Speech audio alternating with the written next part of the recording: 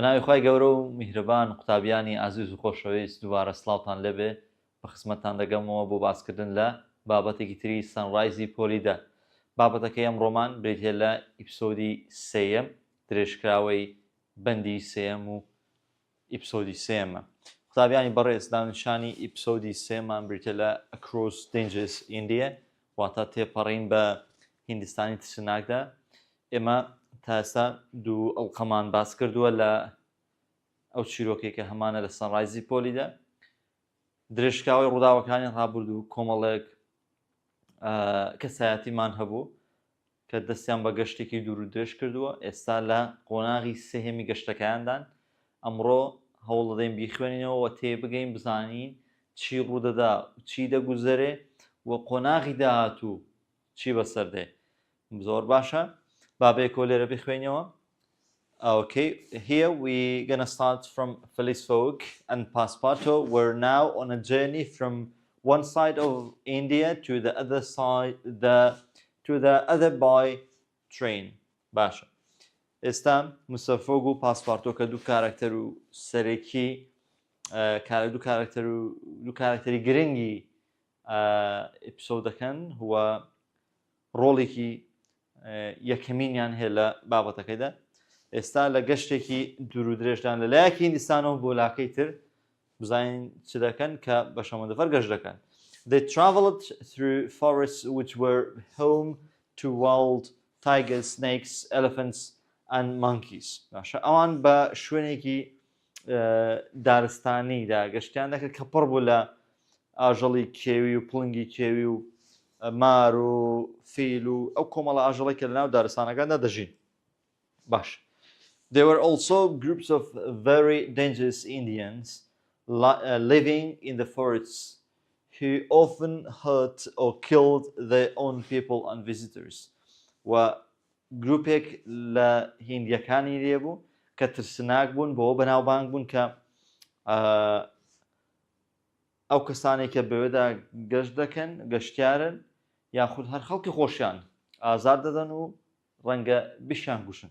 زۆر باش کەواتە ئەوە دەستپێکێکی خراپە.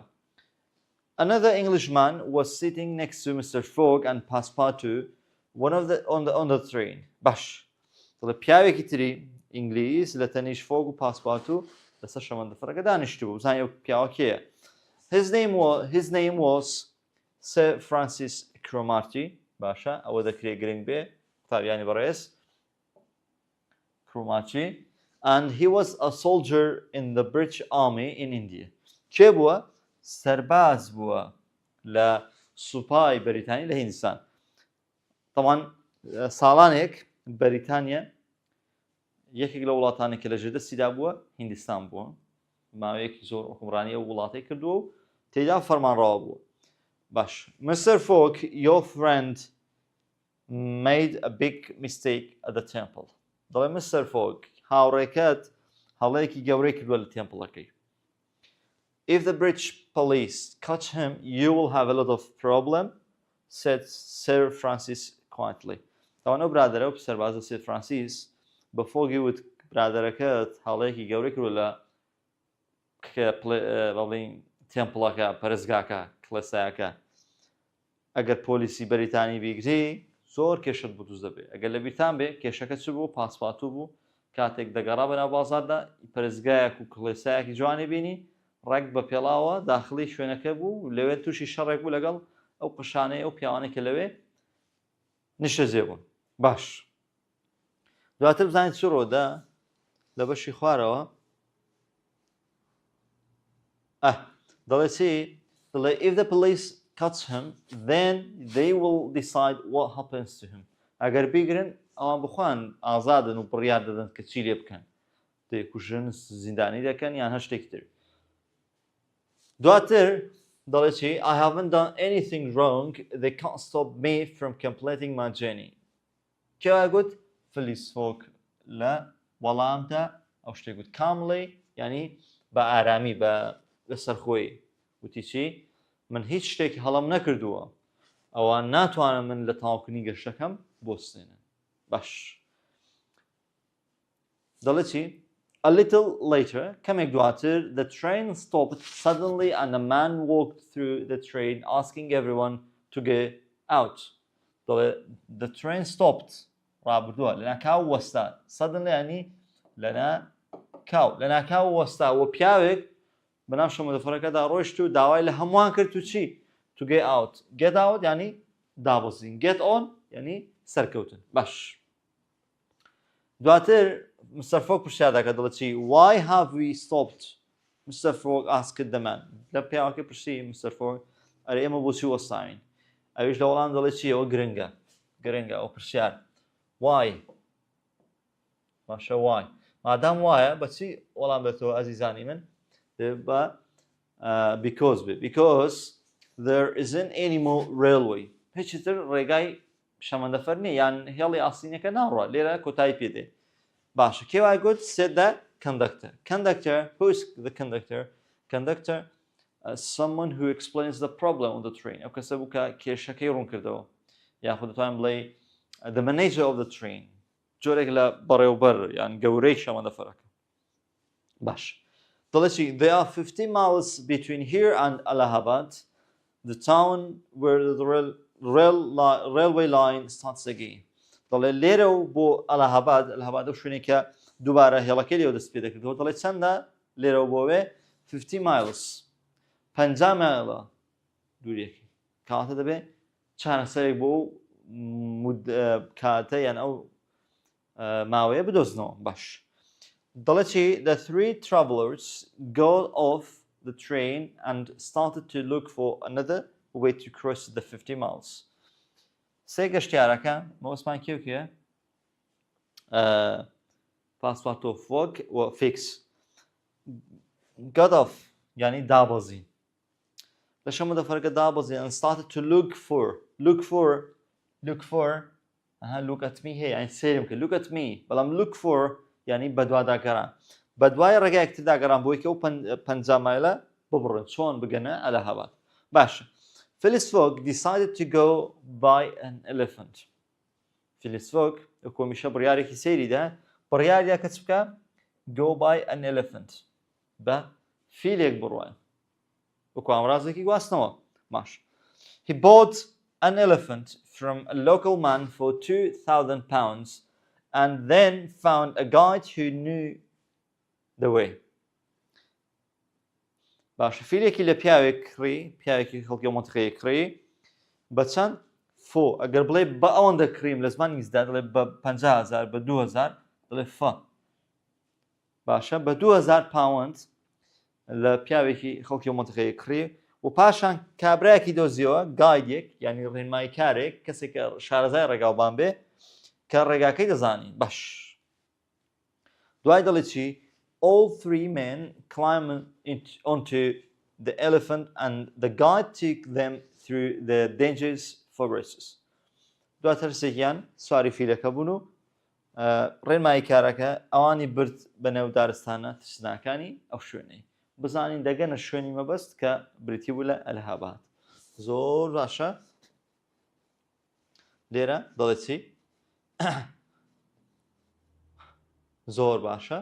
لێرە دەڵێ after hours of travelling دوای چەندان کاتژمێر لە گەشت they heard something in the forest. heard لە چی واتە وەڕێزان لە hear یعنی بیستن گوێ لێبوون گویان لە شتێک بوو لە نێو دارستانەکە. باش. they hid themselves in the trees and watched لە نێو دارەکان خۆیان شاردەوە و سێریان ئەرێ و بزانین چییە. باش. It was a group of people singing, dancing and playing sad music while they walked. ئەوە گروپێک بوو لە خەڵکی کە گۆرانیان دەگوت کەەوە سەماشیان دەکرد و میوزیکی خەمباریان بەدەم ڕۆشتنەوە لێ دەدا. باش. ئەوە وێنەکەی سەرێ دیار بوو. They were carrying a rich old princess who was dead and were making a beautiful young woman walk next to the dead body. چ بوو ئەو کاروانە ینی چیان پێ بوو؟ باشە ئەزیزان دەڵێ باش ئەومان باسی شایان دەکرد و موزیک خەمبار پێ باش دەڵێ گروپەکە تەرمی شازادەیەکی پیری دەوڵەمەندیان گرتبوو تەرمی شازادەیەکی پیری دەوڵەمەند وە لە تەنیشتیشی ئافرەتێکی جوان دەڕۆیشت وەکو هاوڵێک ئافرن کەواتە بەنیازی چین یعنی ئافرەتەکان وەکو جۆرێک لە دەست بەسەرکردن لەگەڵ تەرمەکەدا ڕێدەکرد باش دەڵێ سەر فرانسیس knew what was happening سەر فرانسیس دەیزانی کە چ ڕوودەدا this is called a suit ئەوە پێی دەکرێت چی سووتی یان سوت he said سەر فرانسیس دەیزانی و دەشیزانی ئەو حالەتە چییە باش they will burn the woman alive with her dead husband tomorrow morning وتی چی وتی بەمە دەگوتێ سووتی یان سووت ئەوە چییە ئەو پرۆسەیە دڵێ ئەو دەسووتێنن بن ینی سووتان بە زیندوی دەستێن لەگەڵ تەرمی مێردەکەی بەیانی زوو ماشە فەقیرە تاوانی نییە بەزەوەی شتێکە حاڵەتێکە لە نێو هیندیەکاندا سووتاندنی تەرمی ژنەکەی لەگەڵ سووتانی ژنەکەی بە زووی لەگەڵ تەرمی مێردەکەی هەنی ئەوە شتێکی کۆن و فۆلکلۆرەکە لاوانەیە ئێستاش لەو شوێنانە مابێت دواتر نووساوی they followed the strange group of people to a temple near there شوێنی گروپەکە کەوتن تاوەکو نزیک پەرستگایەکی ئەو منتیقەیە at the temple لەوێ لە کڵێساکە لە پەرستگاکە it seemed impossible to save her because there were too many people protecting her تاوان لەوێ زۆر قڕز بوو ئەنی بتوانن ڕزگاری بکەن لەبەرچی بڵێ خەڵکێکی زۆری لێ بوو too many people خەڵکێکی زۆری لێ بوو کە لەو بارودۆخی خڕ بوونەوە و پارێزگاریان لێ دەکرد protecting ینی پارێزگاری کردن خۆشەویستان باش ئەی چیان کرد دەڵێ the morning arrived and they didn't know what to do بەیانی هاتوون ئازاین چ بکەن خەریکە دەیسووتێنن the people put the woman on a top of a pile of wood with her dead husband باشە دڵێ ئافرەتەکان لەسەر پارچەدارێک یان کۆمەڵێک داردانە لەسەر بەڵێن پارچەدارێک وەکو باسمان کرد لەگەڵ تەرمی مێردەکەی ئافرەتەکان لەسەر کۆمەڵێک داردان لەگەڵ تەرمەکەی باش بە ئامانجی چی بە ئامانجی سووتانیان they started the fire and a lot of smoke started to come from the burning wood دڵێ ئاگر دەستی پێ کرد و دووکەڵێکی زۆر a lot of smoke guys smoke ینی دووکەڵ لێرەدا بە مانای جگەرەش دێ باش دڵێ دووکەڵێکی زۆر لە تەختە سوتاوەکان یان ئەو دارانی کە دایان نابوون بەرز بووە suddenly ئەوە مهمە سەماعات suddenly لەناکاو دەبێت شتێک ڕوودا بێت لەناکاو the dead body تەرمە مردووەکە تەرمەکە ئەو جستەی کەوا بە حیساب مردووە لاشەیە on the top of the fire stood up ینی بەرز بوو هەستا سەر پێ and carried the woman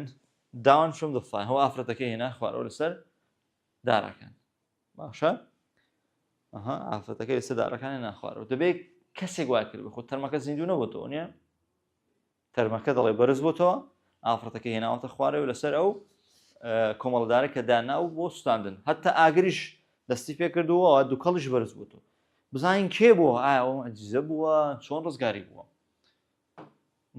من دەڵێم ئەوەیشی پاسپاتوە چکە پاسپات و عادەتەن بە دەژایی چیرۆکەکە کۆمەڵێک شتی سەرکێش دەکە و کۆمەڵێک فرت و فێڵ و شتی جیاواز دەکەن باشە بزانین وایە لێرە دەڵێ when the crowd saw this کاتێک خەڵکەکە یان قڕەباڵغەکە ئەویان بینی they were very frightened زۆر ترسان هەن تۆقان frightened ترسان the dead man took the woman to the police folk and quickly said let's go باشە پیاوە مردووەکە ئێستا تەرمەوە وەکو تەرم دەردەکەوێت دەڵێ ئافرەتەکەی برد took to police folk بۆ police folki برد و پێی گوت let's go با بڕۆین باش It was really passepartout. هو بەڕاستی passepartout بوو؟ بەڵێ passepartout بوو. ئەگەر ناخۆ تەلەڤیزیون نابێتەوە خۆشەویستان. Fogg and Sir Francis helped the woman get on the elephant and quickly ran away before the crowd understood what was happening. طلع فرانسيس و فوق هاوکاری ئافرەتەکان کرد کە get on یعنی چی سەرکەوێت سەر فیلەکە بکێ و لەگەڵەوان بە خێرایی بڕوا پێشەوەی جەماعەت تێبگەن understood ڕابردووی ئەندستاندا پێشەوەی بزانن کە چ ڕوودەدا باش. They escaped and when they arrived in Allahabad, Mr. Fogg paid the guide and gave him the elephant as a present. خۆشەویستان دەڵێ ڕایان کرد و کاتێک گەشتە ئەلەهاباد یعنی گەشتن بە سەلامەت گەشتە ئەو شارە ئەلەهاباد شارێکە لە ئینسان مستەر فۆگ دەڵێ پارەی بە ڕێنمایی کارەکەدا وە فیلەکەی وەکو دیاریەک پێدە ئەو فیلێکە کڕێ بووی باش وەزانین چی ڕۆدا دواتر ئەزیزەکانم دەڵێ چی the woman spoke English perfectly and was very beautiful دەڵێ ئافرەتەکە بە ئینگلیزیەکی زۆر باش قسەی دەکرد و جوانیش بوو باش. She thanked the man and explained that her name was Aouda یان Aouda سپاسی پیاوەکانی کردووە بێگوتن کە من ناوم ئاودایە یان ئۆدایە. خۆشەویستان thank لێرەدا وەکو verb بەکارهاتووە زۆر جار دڵێ thank you دەکرێت ناو بێ و وەڵام دەکرێت وەکو verbiش وەکو فرمانش بەکار بێ و ئیدی وەربگرێ بۆ ڕابردوو زۆر باش. She had an uncle in Hong Kong and Phileas Fogg offered her to look after her and take her there. طبعا ئاودا خان دەڵێ چی دەڵێ مامێکی هەبووە لە هۆنگ کۆنگ و فلیس فۆگیش کە ئەوەی زانی پێوت وەکو ئۆفەر وەکو هاوکاری وتی من ئاگام لێت دەبێ و چاودێری دەکەم و لەگەڵ خۆشم دەتبەمە لای ئەو باش. Mr. Fogg, Passepartout and Aouda هەرسێکیان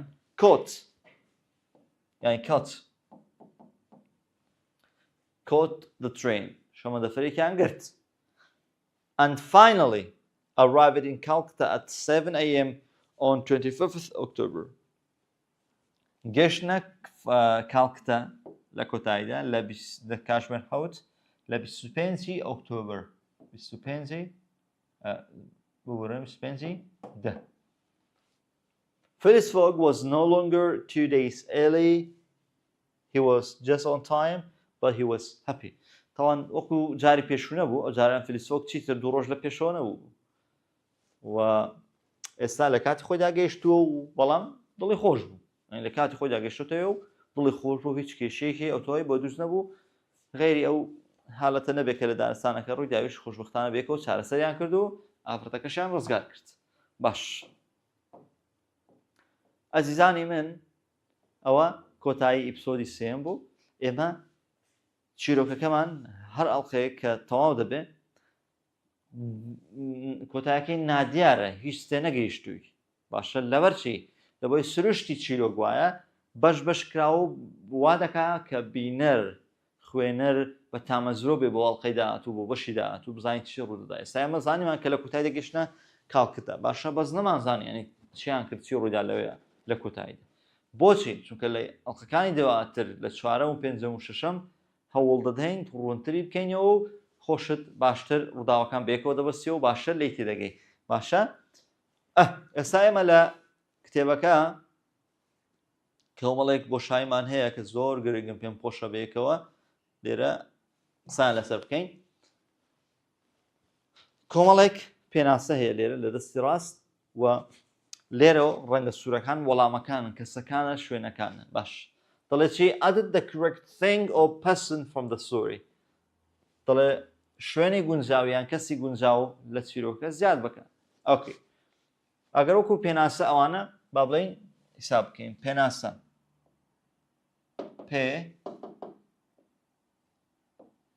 پێناسە ئەزیزانی من باش. کڕۆمارتی ئەگەر بێتەوە دڵێ کێ this was the man ئەوە پیاوە بوو who spoke to Fogg on the train ئەو پیاوە بوو کە قسەی لەگەڵ فۆگ کرد لەکوێ لەسەر شەمەندەفەرەکە ئەوتوان لە تەنیشتی دانیشت بوو قسە لەگەڵ کرد وتی ئاها هەنگ کۆمەڵە شتیان بێکەوە باس کرد کەواتە کڕۆماتری. The second one, conductor. Who was the conductor? کەندەکتەرەکە کێ بوو؟ دەتوانین بڵێن مدیری شەمەندەفەرەکەیان بەڕێوەبەر ئەگەر بە ئینگلیزی پێناسی بکەین دەڵێ چی؟ This was the person. Who لەبەرەوەی person مرۆڤە دەڵێ who explained the problem. قوتابیانی عەزیز ئەو دوو شێ بزانە. Explain the problem. چی کرد؟ کە شتێکە وەستا با بڵێن بەلەمەکە ئەفۆن شەمەندەفەرەکە وەستا پیاوێک داخل بوو داوای لە هەمووان کرد دابەزن لەبەر چی؟ Because he said there is no more railway. هیچی تر ڕێگای ئاسنی نییە و لێرە شەمەندەفەرەکە دەبێت بوەستێ. ئەوە کێشەیەک بوو نیە؟ کەواتە کێ بۆ کێشەیە ڕوون کردەوە؟ Conductor who explained the problem with the railway line. باش ئەو دوو شەیە بزان. سێم ئەلەهاباد ناوی شارێکە بزانین چۆن باسی دەکەین. This was the city that they had to reach. ئەو شارە بووکەوان پێویست بوو پێی بگەن to get on a train again. فان لەو شوێنێکە شەمەندەفەرێک وەستا خراپ بوو دەوا بچنە شاری کوێ؟ ئەلەهاباد بێ بگەن بۆی بتوان لێەوە بچنە شەمەندەفەرێکی تر. باشە؟ کەواتە ئەو شارە ئەلەهاباد بوو. ئەیزانی من دوای ژمارەیەکمان هەبوو ئەگەر لە بیرتان بێ پەیوەندیدار بە شاری ئەلەهاباد دەیگوت چی؟ 50 miles. 50 miles چۆن پێناسە دەکەێتەوە؟ This was the distance. Distance ئەزیزان یانی چی؟ دووری یان مەسافە.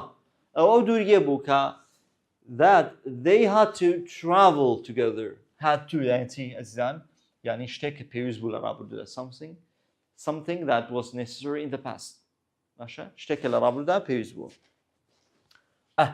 Had to travel together کە پێویست بوو بۆی بچن. پێنجەم elephant ئەوە دیار بوو ئەو ئامڕاستە بوو کە بەکاری هێنا. Elephant this was the type of transport that they used. This was the type of transport that they used. ئەو جۆرە گواستنەوە بوو کەوان بەکاریان هێنا. باش. 2,000 pounds 2,000 pounds چی بوو؟ This was the amount that folk paid for it. ئەو بڕە پارەیە بوو کە فۆک لە بەرامبەر کڕینی فیلەکە دای. توان فیلەکەی بە 2,000 پاوەند کڕی. باشە. Guideمان هەیە و guideریشمان هەیە. Guide is the verb. Guider someone who guides you. باشە. This was the person who took them through the dangerous forest. ئەو کەسە بوو. ئەوەش بە هەمان شێوە کەسە ئاگادار بە. Who took them کە ئەوانی برد بەرەو یان بەنێو دارستانە ترسناکاندا. باش. Aouda Khan کێ بوو؟ Aouda Khan this was the woman who folk and the others wanted to rescue. ئەوە ئافرەتە بوو کە ئەوان ڕزگاریان کرد یان دەیانویست ڕزگاری بکەن. باش. نوێم و پێشکۆتایی پاسپاتوو لە ئیپسۆدی سێم چۆن باز دەکات دەڵێت this was the person who dressed as the dead prince. ئەو پیاوە بوو کە وەکو شازادە مردووەکە خۆی گۆڕی بوو. هەند درێس لێرە بۆمان ڕوون دەبێتەوە کە ئەو کەسێکە ئافرەتەکەی ڕزگارکەی کێ بوو؟ پاسپاتوو بوو. And then saved the woman. ئەو شازە پێناسەی دەکەن. Finally, Calcutta, this was the city on the other side of India that they reached on 25th October. ئەو شارەی هیندستان بوو کە لەلایەکەی تری بوو. ئەوان باتە پاسپاتوو فۆگ و ئەو داوانە لە 25 ئۆکتۆبر گەیشتە ئەو شارەی. کەواتە ئەوانە ئەو کۆمەڵە شتانە و کۆمەڵە ناوانە بوون کە لە ئیپسۆدی سێم دەکرێت گرنگ بن ئەزیزانی من. لێرە پێنج پرسیارمان هەیە بۆ تۆی خۆشەویست بێکەوە باسییان دەکەین و کۆتایی بە وانێ ڕۆمان دێنی. دەڵێ focus on the following questions about episode 3. The first one, where did they have to travel to reach Calcutta? پرسیاری یەکەم دەڵێ چی ئەزیزانی من؟ دەڵێ where did they have to پێویست بۆ کوێ گەشت بکەن to reach Calcutta بۆی بگەنە Calcutta. بۆ کوێ؟ they had to شتێکە گرنگ بێ لە ڕابردوودا. They had to travel through dangerous forests. پێویست بوو بەنێو دارستانە ترسناکاندا گەشت بکەن. through یعنی بەنێو دارستان ترسناکاندا کەواتە گرنگە. Why did the train stop؟ پرسیارێکی گرنگە کاتی خۆشی کە باسم دەکردم خوێندەوە دیاریم کرد. دەبێت شەمە دەفەرەکە وەستان the train was stopped why وەڵامەکەی کوتمان دەیە بەچ بێ بە because there wasn't any more railway کاتە دەکرێ بڵێن لێرە وەڵامەکەی لەبەرەوەی چیتر هێڵی ئاسنی نەدەڕۆیشت 3 how much money did folk pay for the elephant بە چەند ئەلیفەنتەکەی کڕی فیلەکەی بە چەند کڕی he paid 2,000 pounds for the elephant بە 2,000 pound کڕی گرانیش نەیکڕی وانە good number 4 what were the people going to do with the women يعني ئەو خەڵکە بەنیاز بوو چ لە ئافرەتەکەی بکەن they were going to burn يعني چی burn يعني سوتان دن بەنیاز بوون چی لێ بکەن بیسووتێنن burn the woman alive with her dead husband بە زیندوی لەگەڵ تەرمی مێردەکەی بیسووتێنن ئەوەش شتێکی خراپە number 5 how did they rescue the woman و چۆن ئەوان چۆن ڕزگاریان کرد ئەوە گرنگە rescue ینی ڕزگارکردن ئەزیزەکان دەبێ بڵێن چی Passepartout dressed as the dead body carried the woman down the fire and took her to folk بە سێ خۆناغ یەکەم پاسپاتۆ خۆی وەکو تەرمەکە گۆڕی بوو بۆی بتوانێت جوڵێ بکە و ئافرەتەکە بێنن خوارەوە دوای چی کرد دەڵێ ئافرەتەکەی داگرت لەوێ پاشان ئافرەتەکەی برد بۆ لای فۆگ و بە فیلەکە ڕۆیشتن لە کۆتاییدا number 6 when did they arrived in Calcutta کەی گەشتنە کالکتا کە شارێکی تری هیندستان بوو they arrived in Calcutta at 7 a.m. means morning on 25th October لە 25 بەو شێوازە کۆتاییمان هێنا بە ئەڵقەی سێمی چیرۆکەکەمان هەتاوەکو وانەیەکی تر و دەستکردن بە شەرحکردنی یونیتی 4 بە خزمەتان دەگەمەوە لەوێدا ماڵتان ناوە بە نیازی دیدار خواتان لەگەڵ بە هیوای سوود زۆر سپاس